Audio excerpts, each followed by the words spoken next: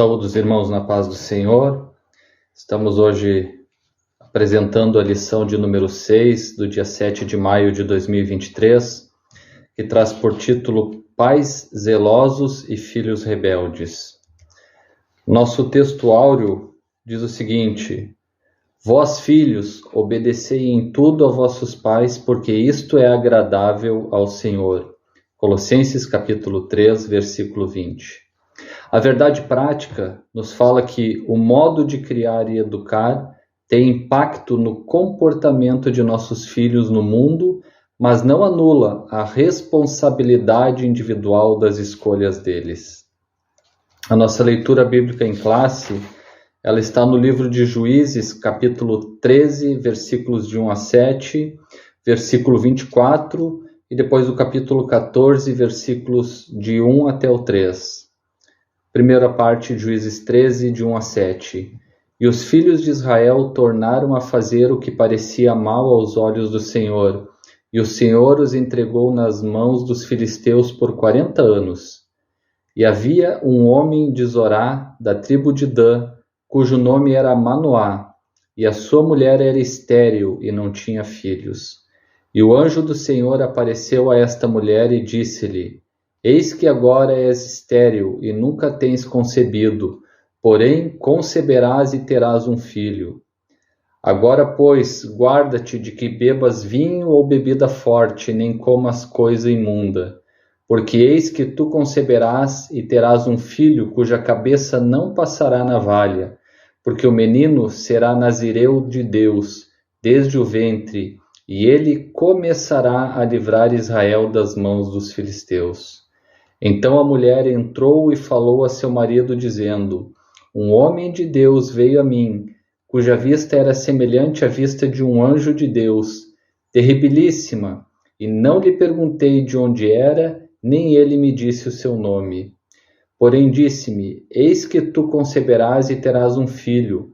Agora, pois, não bebas vinho nem bebida forte, e não comas coisa imunda, porque o menino será nazireu de Deus, desde o ventre até o dia da sua morte. Versículo 24. Depois teve esta mulher um filho e chamou o seu nome Sansão, e o menino cresceu e o Senhor o abençoou. Capítulo 14, versículos de 1 a 3. E desceu Sansão a Tímina, e vendo em Tímina a uma das filhas dos filisteus, subiu e declarou a seu pai e a sua mãe e disse: Vi uma mulher em Tímina, das filhas dos filisteus. Agora, pois, tomai-ma por mulher. Porém, seu pai e sua mãe lhe disseram: Não há porventura mulher entre as filhas de teus irmãos, nem entre todo o meu povo, para que tu vás tomar mulher dos filisteus, daqueles incircuncisos? E disse Sansão a seu pai: Tomai-me esta, porque ela agrada aos meus olhos. Soberano Deus e amado Pai, te agradecemos, Senhor, por esse dia, pela oportunidade de estudarmos essa lição. Toma conta, Senhor, das nossas vidas, que o aprendizado, Senhor, possa fazer parte do nosso crescimento espiritual e que o Senhor esteja nos abençoando, em nome de Jesus. Amém. Os objetivos da lição de hoje são, primeiro, apresentar o contexto pecaminoso de Israel e a fidelidade dos pais de Sansão ao Senhor. Segundo, identificar o comprometimento dos pais de Sansão com a sua formação moral e espiritual sob a bênção divina. E por último, conscientizar de que a conduta falha de Sansão na vida adulta, assim como as suas consequências, foi de responsabilidade pessoal e intransferível, fruto de seu livre-arbítrio, nem sempre seguindo a educação recebida. A pergunta que o autor da revista nos faz, antes mesmo de entrarmos na introdução e para que os professores pensassem, ele questiona como se equilibrar entre a missão divina de criar filhos nos caminhos de Deus e o excesso de informações, desafios culturais, diferentes perspectivas de educação e tudo mais que influencia na formação ética dos nossos filhos.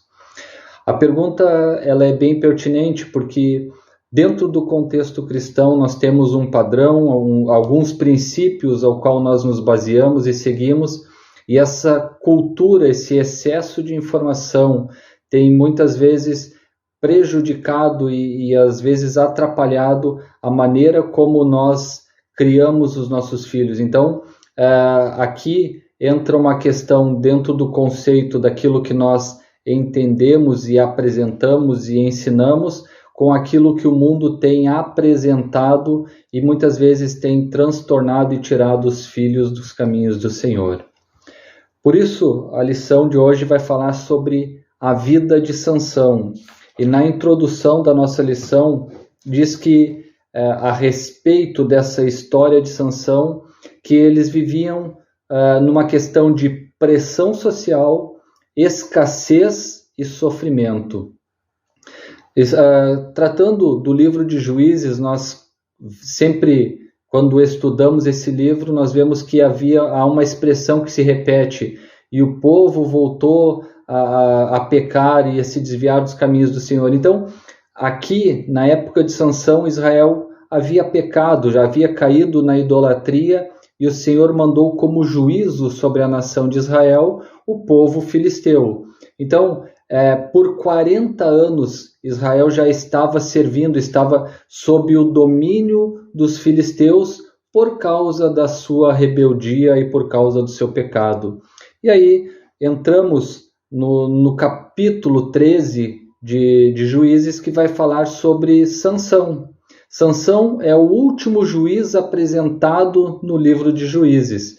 Foram 12 juízes que são relacionados nesse livro, e Sansão é o último deles que foi apresentado. E ele foi chamado por Deus para cumprir um desígnio divino, que era defender a nação de Israel, era fazer com que a nação de Israel fosse liberta da opressão dos filisteus, se convertesse e voltasse aos caminhos do Senhor, e aí sim Deus libertaria a nação de Israel. O que a lição vai nos mostrar que, apesar dos pais de Sansão serem zelosos, terem uma conduta segundo a qual eles obedeceram em tudo aquilo que o Senhor determinou para a vida deles, Sansão, depois de crescer, ele se torna rebelde e se afasta dos caminhos do Senhor. Então, há um contraste, por isso que a lição fala sobre pais zelosos e filhos que são rebeldes, filhos que se afastam do caminho do Senhor. Dentro desse contexto que transcorre a história de Sansão. No primeiro tópico, que fala sobre os pais de Sansão, o primeiro subtópico traz por título uma situação espiritualmente deplorável. Grande parte do povo de Israel vivia na prática do pecado, e é isso que o capítulo 13 vai falar, essa repetição com relação ao pecado. O capítulo 13 de Juízes mostra que os filhos de Israel tornaram a fazer o que parecia mal aos olhos do Senhor. Por isso, Deus entregou Israel na mão dos filisteus por 40 anos. Era um contexto em que o povo vivia na prática do pecado, onde poucas famílias temiam a Deus e procuravam guardar seus mandamentos. Entretanto, havia um casal fiel ao Eterno, que recebeu uma visita do anjo do Senhor. Então, o pecado, a idolatria já havia se espalhado por toda a nação. Mas ainda Deus encontrou um casal, uma família que ainda guardavam e temiam os mandamentos do Senhor. E entre algumas dessas famílias estava Manoá e a sua esposa, que era estéril. Então, dentro de todo esse contexto, essa família tinha um outro problema, além de todos aqueles já apresentados com relação à nação de Israel, havia o problema da esterilidade dentro da própria família. E o item 2, o subtópico 2, vai falar sobre a mulher agraciada. O casal era formado por um homem chamado Manoá, da tribo de Dan, e sua esposa, que era estéril.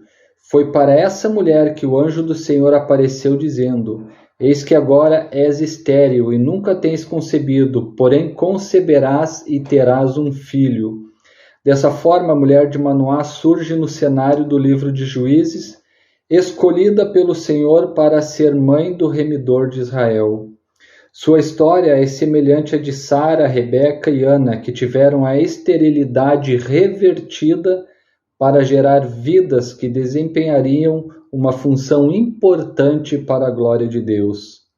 Sob uma fé inabalável, a mulher de Manoá, devido ao favor gracioso de Deus, geraria um filho que libertaria o povo judeu do jugo dos filisteus. Esse subtópico fala da mulher de Manoá, que ela entra nesse cenário bíblico e ele faz esse apontamento dizendo que essa mulher era estéril. Dentro do conceito do povo judeu, a esterilidade era considerada como uma maldição, ou seja, a mulher que não pudesse gerar filhos, ela era amaldiçoada. E considerando esse contexto, é exatamente para uma mulher que era desprezada dentro do conceito do povo judeu, foi que o anjo do Senhor aparece e anuncia o nascimento de um filho. Ou seja, quando ele diz ali, agora és estéril, então nesse momento ela se encontrava naquela situação, mas ele disse, mas tu vais conceber um filho, tu vais gerar um filho. Então essa mulher aqui, no qual o relato bíblico não cita o nome dela, ela teve uma história parecida com outras mulheres, já antes e um pouco depois da situação dela, que também eram estéreis. É o caso de Sara, Rebeca, Raquel, os 3 primeiros patriarcas da história de Israel tiveram um problema com as suas mulheres pela questão da esterilidade. E depois do caso dessa mulher aqui, ainda tem o caso de Ana, que foi a mãe de Samuel. Então, todas essas mulheres, essas 4 mulheres que foram citadas aqui, mais a mulher de Manoá, elas tiveram a sua esterilidade revertida, de forma que elas geraram vidas que desempenharam funções importantes dentro da nação de Israel, dentro do contexto de Israel. E o papel desse filho que o anjo havia anunciado para essa mulher era o de libertar o povo de Israel para sair debaixo do jugo dos filisteus. Então, é nesse contexto que o anjo visita essa mulher e traz o anúncio a respeito do nascimento de um filho.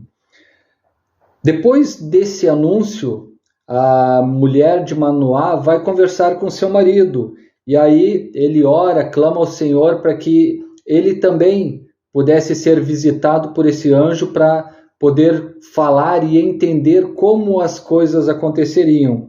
Por isso que o subtópico 3 vai dizer que eles recebendo orientações divinas.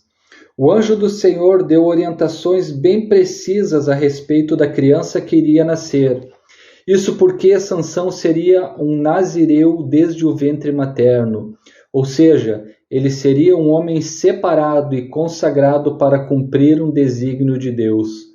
Cabia aos seus pais ensiná-lo e orientá-lo quanto aos requisitos do nazireado.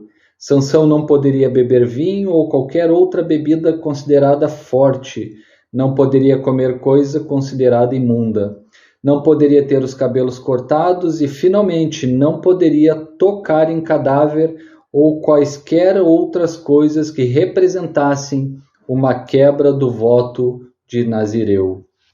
Então, o menino seria nazireu desde o ventre materno.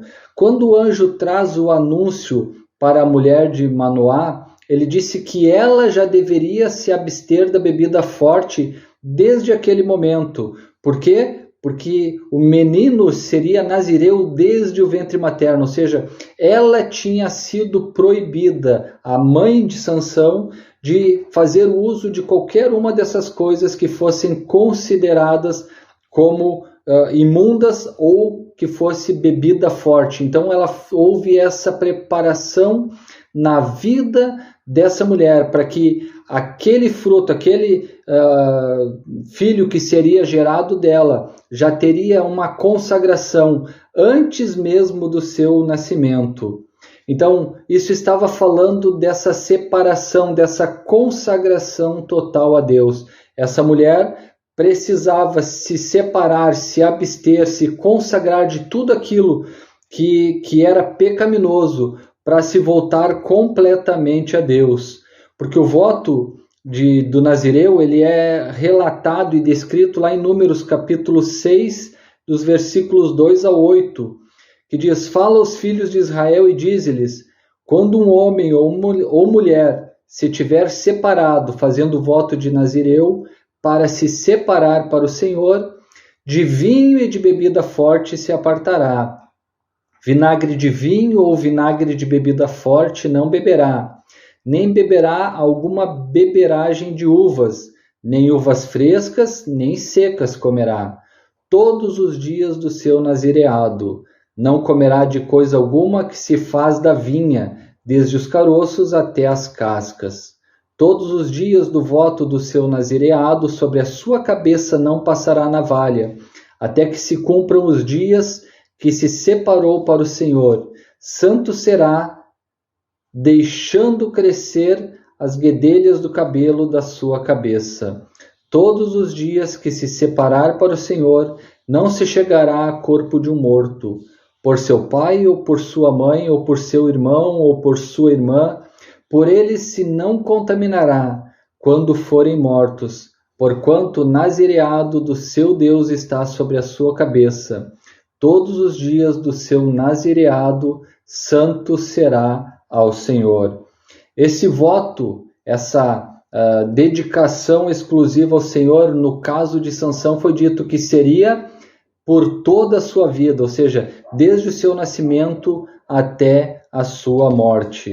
Então, o tópico primeiro diz que o Senhor escolheu Manoá e sua esposa para serem pais do remidor de Israel. O tópico 2 fala sobre o nascimento de Sansão e sua formação. Conforme a promessa, Sansão nasceu de uma mulher estéril. Ele cresceu debaixo da bênção do Senhor. Tanto era assim que o Espírito Santo o dirigia para o campo de Dan. Não havia dúvidas de que a vida de Sansão estava sob a vontade soberana de Deus. Ela foi proveniente de um grande milagre executado pelo Altíssimo na vida de sua mãe. Então, o capítulo 13, versículo 24 diz que depois teve esta mulher um filho, chamou seu nome Sansão, e o menino cresceu e o Senhor o abençoou. Mais adiante, no próximo versículo, vai dizer que o Espírito de Deus passou a agir na vida de Sansão. Diz assim o versículo 25, e o Espírito do Senhor o começou a impelir, de quando em quando, para o campo de Dan, entre Zorá e Estaol. Então, ele foi um grande milagre do Altíssimo na vida de sua mãe, que era estéril. Com relação à família, o menino Sansão, no plano terreno, estava sobre a responsabilidade de seus pais. Embora o texto bíblico não traga muitos detalhes do relacionamento dos pais de Sansão, podemos inferir que Manoá e sua esposa tinham uma vida conjugal de confiança e profunda piedade. A esposa de Manoá compartilhou diretamente com ele a respeito do anjo. Depois, Manoá orou insistentemente pedindo a orientação de como criar a criança. E terceiro, os dois estavam juntos e contemplaram a visão do anjo subindo em meio às chamas do altar. Nesse aspecto, podemos perceber que o relacionamento entre esposo e esposa tem impacto direto na formação dos filhos. Certamente, Sansão cresceu em um lar cuja relação baseava-se em amor, comunhão e piedade a Deus.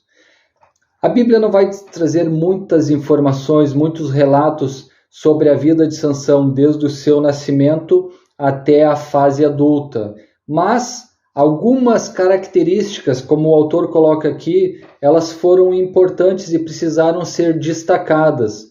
Primeiro, a esposa de Manoá, ela partilhava com seu esposo a respeito de tudo aquilo que acontecia na sua vida. E quando o anjo veio e falou com ela, a primeira coisa que ela fez foi falar com seu esposo. Ou seja, olha, me apareceu um varão, não disse seu nome, nem de onde era, não trouxe maiores informações. Mas ele falou que eu teria um filho. Manoá, recebendo essa informação e partilhando com a sua esposa, ele começa a orar, pedindo a orientação do Senhor sobre como eles deveriam criar essa criança. E por último, quando o anjo aparece novamente, a esposa de Manoá, e ela o chama, e eles vão lá e começam a conversar com o anjo. Então, eles estavam juntos quando eles contemplaram a visão do anjo subindo no meio da fumaça e da chama que estava no altar onde foi oferecido o sacrifício.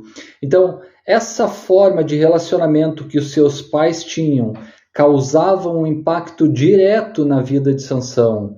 Amor, comunhão, piedade a Deus, tudo isso estava sendo apresentado diariamente diante dos olhos de Sansão. Então, era uma prática, era uma forma como eles viviam.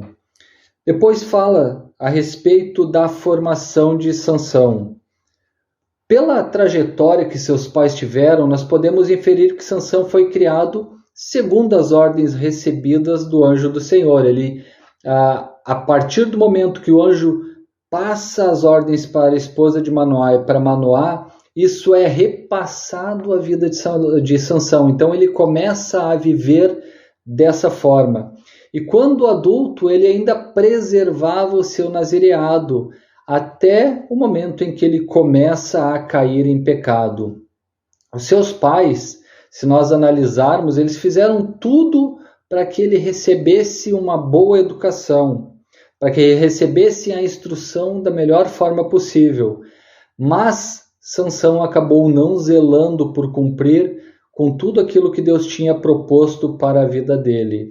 Então, os pais zelosos de Sansão lhe ensinaram tudo o que era necessário para andar no caminho correto, mas infelizmente ele, Sansão, escolheu o caminho oposto ao que lhe foi ensinado. Por isso que o autor da revista ele faz uma referência aqui e diz que a responsabilidade diante de Deus ela é individual. Por exemplo, Caim e Abel receberam a mesma instrução dos pais, mas tiveram comportamentos completamente diferentes entre si. Então, a escolha, a responsabilidade de cada um deles, ela é algo que é individual. Por isso, os pais de Sansão, então, foram fiéis às orientações do Senhor sobre a criação e nazireado do filho. E por último, chegando ao tópico de número 3, vai falar sobre a fraqueza de caráter de Sansão. Sansão teve algumas experiências extraordinárias que o fizeram, depois disso, começar a subestimar os seus inimigos. Fala que ele, na véspera da cerimônia do seu casamento, cruza com um leão jovem e ele rasga esse leão ao meio, ou seja, ele mata esse leão como se estivesse rasgando um pedaço de carne qualquer. Fala que ele mata mais de 1000 filisteus armados com uma queixada de jumento. Também fala que ele, de uma outra experiência, onde ele arranca os portões de Gaza com toda os seus ferrolhos e transporta ele para um outro lugar. Então, Salomão tinha grandes experiências, ele se acostumou a vencer os inimigos, o que fez com que ele baixasse a guarda e se tornasse vítima dessa sua subestimação. Ou seja, eu posso, eu consigo, eu faço, e aí ele começou a brincar com algumas situações. E o apóstolo Pedro, na primeira carta de Pedro, no capítulo 5, ele vai dizer o seguinte: sede sóbrios, vigiai, porque o diabo, vosso adversário, anda em derredor, bramando como leão, buscando a quem possa tragar.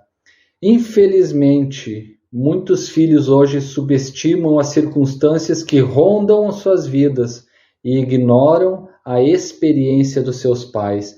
Ou seja, muitos filhos se acostumaram a ver a maneira como seus pais oram, a vitória, começam a subestimar e dizer, não, eu vou conseguir de novo, Deus está comigo, Deus está me amparando, Deus está me abençoando, e começam a subestimar as situações. E Pedro alerta, olha, vigia, o diabo ele não está brincando, ele está ali ao derredor, e ele busca alguém que ele possa tragar, aquele que dá uma pequena brecha e abre a porta, ele entra e faz o estrago que ele tem intentado. Então, o segundo subtópico vai falar sobre a presunção de Sansão. Quem capacitava Sansão a realizar grandes feitos era o Espírito do Senhor. Nós temos uma tendência a pensar e a imaginar Sansão como um homem grande, extremamente musculoso, ou que muitos chamariam de aquele com um corpo sarado, como alguém que passava horas numa academia se exercitando. Mas se nós passarmos e começarmos a pensar dessa forma, nós estaríamos colocando grande parte da sua força no seu mérito, na sua capacidade, no seu treinamento, no seu exercício, nos seus próprios músculos. E aí nós tiraríamos a questão da unção e força do Espírito do Senhor. Qualquer homem, por mais exercitado que fosse, que nós pegarmos alguém que pudesse ser considerado o mais forte do mundo, ele não teria a capacidade de arrancar um portão da cidade de Gaza com os seus ferrolhos, que pesava entre 600 e 1.200 quilos aquele portão, e carregar esse portão por mais de 60 a 80 quilômetros até aos pés do Monte Horebe, até em cima do Monte Horebe. Então, é algo que foge do contexto tradicional. Não era o aspecto de um homem forte e musculoso, mas um homem que era guiado e que era capacitado pelo Espírito do Senhor. Com o tempo, Sansão parece ter esquecido que tudo o que ele era e o que ele possuía era por causa da presença de Deus na sua vida. Ele agia como se a força fosse dele mesmo. Então ele começou a anular a glória de Deus. E ali vai falar sobre esse esquecimento, que Sansão se esqueceu da benevolência do Senhor para com a vida dele. Embora os seus pais sempre tenham sido fiéis aos ordenamentos do Senhor. E o último subtópico, do tópico 3, vai falar sobre manipulando o poder de Deus e brincando com o pecado. Juízes capítulo 16, dos versículos 16 a 18, vai relatar a maneira como Dalila manipulava Sansão, a ponto de fazer com que ele revelasse o grande segredo da sua força. Sansão não teve zelo com as coisas espirituais. Ele foi brincando com o pecado. Essa falta de zelo fez com que ele começasse a brincar com as coisas espirituais. Ele ficou iludido, pensando que poderia viver de qualquer maneira, pois estava certo de que o poder divino nunca iria lhe faltar, nunca ele iria precisar ou passar uma necessidade, porque havia a disponibilidade do poder divino ali. Geralmente, quem brinca com as coisas espirituais também passa a brincar com o pecado. Por 3 vezes, Sansão mentiu e saiu ileso. Ele falou, me amarra com cordas verdes, nunca usadas. Ele começou a brincar com o pecado. Mas na 4ª vez, ele realmente revela o segredo do seu nazireado. E aí sim, o seu voto, o seu compromisso, ele é quebrado com o Senhor. Então, ele afronta o conselho dos seus pais. Primeiro, eles disseram, não se envolva com uma mulher estrangeira. Mas Sansão olha e diz, ela agrada aos meus olhos. E aí ele se envolve em outros momentos também com outras mulheres, até cair nas mãos de Dalila, a qual vende ele o seu segredo para que ele fosse apanhado pelos filisteus. Algo que hoje está se tornando comum. Como pais hoje, nós podemos e devemos ensinar os nossos filhos a fazer as escolhas segundo a vontade de Deus. Entretanto, as escolhas são dos filhos e é inteira responsabilidade deles a escolha, a maneira como eles vão fazer. Quer seja essa escolha para justificar eles, quer para condenar eles. Eclesiastes 11:9 vai dizer: alegra-te, jovem, na tua mocidade, e alegre-se o teu coração nos dias da tua mocidade, e anda pelos caminhos do teu coração e pela vida dos teus olhos. Sabe, porém, que por todas estas coisas te trará Deus a juízo. Então, as más escolhas de Sansão revelaram mais do seu caráter do que da sua criação. Concluímos essa lição, conforme o relato do nosso escritor, dizendo: a presente lição não teve o objetivo de explorar toda a história de Sansão, mas enfatizar a sua chamada divina, sua formação e o desvio de caráter. Vimos que muitas vezes os pais são zelosos em criar seus filhos no caminho do Senhor, mas, infelizmente, quando alguns deles atingem certa idade, passam a ser rebeldes contra o Senhor e os próprios pais. Nosso propósito é que os pais continuem a ser faróis como luzeiros, que revelam aos filhos rebeldes o quanto equivocados espiritualmente eles estão, orando sempre para que eles voltem ao caminho de justiça do Deus Altíssimo. Quero agradecer a oportunidade ao nosso superintendente, que me concedeu o privilégio de trazer essa lição bastante importante para o aprendizado de todos. Eu agradeço em nome de Jesus. Amém.